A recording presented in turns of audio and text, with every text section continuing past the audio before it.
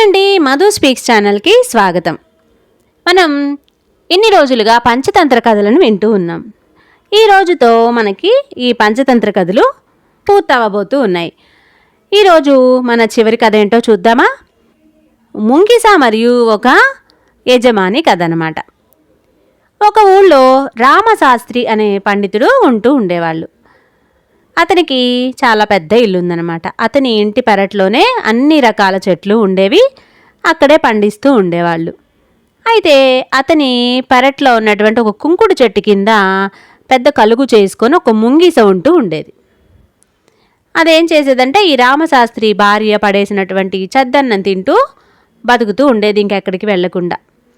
ఒకరోజు రామశాస్త్రి పక్క ఊర్లో జరుగుతున్నటువంటి పురాణానికి పాల్గొనడానికి వెళ్లాల్సి వచ్చింది. అతను వెళ్ళిపోవడం జరిగిందనమాట. ముంగిస ఆ రోజు బాగా ఎండగా ఉండేసరికి ఇంట్లోకి వచ్చి సరాసరి మధ్య గదిలో వెళ్ళి తలుపు మూల చల్లగా ఉండడంతో అక్కడ పడుకుంది.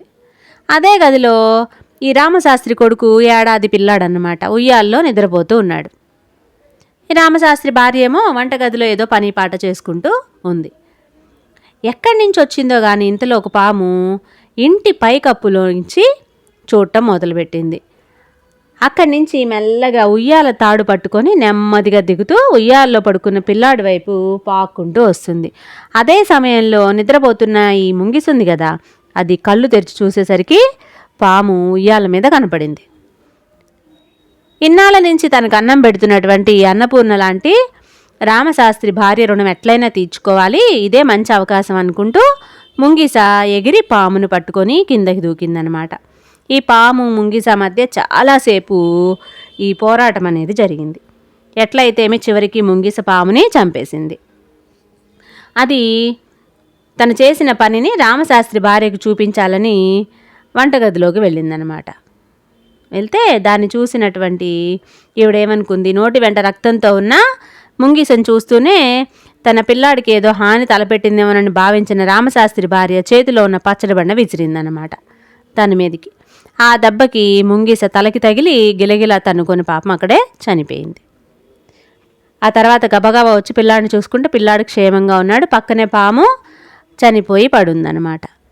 అనవసరంగా తొందరపడి ముంగిసని చంపినందుకు ఆమె బాధపడింది. ఇప్పుడు బాధపడేం లాభం? అందుకే ఆలోచించకుండా మనం ఏ పని కూడా చెయ్యకూడదు, ఏ నిర్ణయం కూడా తీసుకోకూడదు. ఇది ఈరోజు మన చిన్న కథ అనమాట.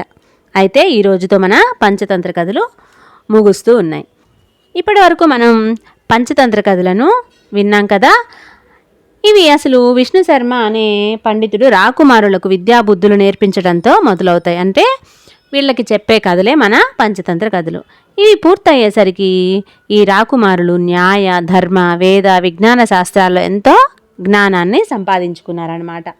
ఒకప్పుడు మూర్ఖుల ఎగతాళిని చేసిన వాళ్లే ఈరోజు రాకుమారులను కీర్తించే స్థాయికి ఎదుగుతారు. ఇక విద్యాభ్యాసం అయిపోయింది కదా, వాళ్ళ యొక్క రాజ్యానికి వెళ్ళవలసిన సమయం వచ్చేసింది. శర్మ ఆశ్రమంలో ఉన్నటువంటి పక్షులు, జంతువులు అన్నీ కూడా వీళ్ళు వెళ్ళిపోతుండేసరికి బాధపడుతూ ఉంటాయన్నమాట. ఎందుకంటే వాళ్ళ విద్యాభ్యాసం అయిపోయి వాళ్ళ దగ్గర నుంచి దూరంగా వెళ్ళిపోతారు కాబట్టి. అయితే ఈ బాధను గమనించినటువంటి విష్ణు శర్మ వాటికి నచ్చజెప్తూ ఉంటాడు. అనుబంధాలనేవి ధర్మాచరణకి ఎప్పుడు కూడా అడ్డు రాకూడదు అని చెప్పేసి. ఆ మాటలు విని ఆ పక్షులు, జంతువులు కూడా సరేనని వాళ్ళు వెళ్ళడానికి ఒప్పుకుంటాయన్నమాట. సరే, ఇంకా ఈ రాకుమారులు విద్యాభ్యాసం అయ్యి వాళ్ళ రాజ్యానికి బయలుదేరుతూ ఇలా విష్ణు శర్మతో అంటూ ఉంటారు, అందరూ ఆశ్చర్యపోయేలా మమ్మల్ని ఇంత వాళ్ళని చేసినటువంటి మీ మేలు ఎప్పటికీ మేము మర్చిపోలేము, మీకు కృతజ్ఞతలను తెలిపి వాళ్ళ రాజ్యానికి రాకుమారులు వెళ్ళిపోతారు. ఇంతటితో మన పంచతంత్ర కథలు ముగుస్తున్నాయి. సమాజానికి ఈరోజు పిల్లలకు ఎంతో అవసరమైనటువంటి పంచతంత్ర కథలను చదవటం అలవర్చుకోండి. మన ఛానల్లో ఉన్నటువంటి పంచతంత్ర కథలను కూడా వినండి. ఈ కథలు మీకు నచ్చితే లైక్ చేయండి, షేర్ చేయండి. కొత్తగా చూస్తూ ఉంటే సబ్స్క్రైబ్ చేసుకోవడం మర్చిపోకండి. మరిన్ని కథలతో మళ్ళీ కలుద్దాం. సెలవా మరి.